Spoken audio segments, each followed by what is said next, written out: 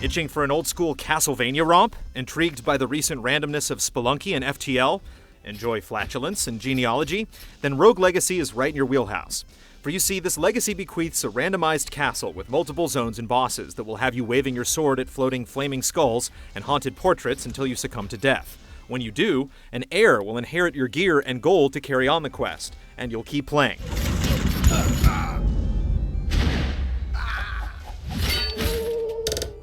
The glittering coinage is the heart, soul, and DNA used to buy stat increases, classes, weapons, and armor, as well as magical runes that grant abilities like double jumping.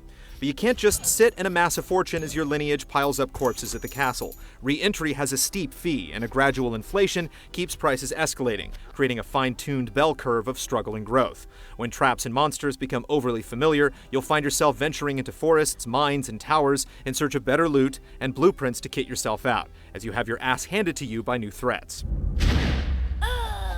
The dungeon rooms jigsaw nicely together, with randomized layouts offering plenty of big halls and tight antechambers. After a few deaths, it's easy to get a feel for the floors, but enemy layout can keep you on your toes hours in. Platforming is paramount to success as you navigate spiked floors, indestructible traps, and enough projectiles to induce bullet hell PTSD.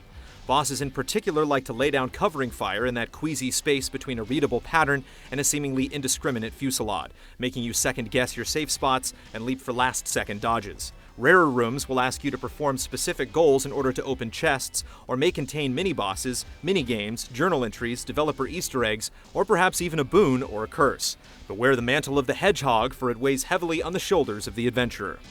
Rogue Legacy's real gimmick is the hereditary factor, where your heirs have random traits that range from the banality of baldness, a speed increase from ADHD, or world-flipping vertigo.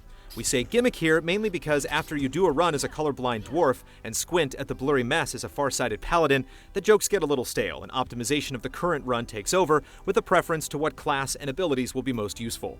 Don't like your brood's current offerings? Just die and try again. There are seemingly no real genetic patterns reflected in the offspring, making your next hero as random as the dungeon he or she will explore. There's certainly some funny stuff, and some particulars that interact with the dungeons, like small secret passages only dwarves can fit through, but these character quirks take a back seat fairly quickly. Likewise, the RPG elements only really play out in the prologue of each dungeon expedition. The platforming and swashbuckling here go beyond serviceable, with skill-driven abilities such as a powerful downward thrust that allows you to pogo foes to death. Your heroes, however, will generally gravitate towards similar weapons and runes despite their random class traits, though your predilection for health increases or magical prowess will certainly influence your choice of heir. As you become more powerful and gather more equipment, some interesting combos can emerge, further reinforcing the game's beat you down to build you up approach.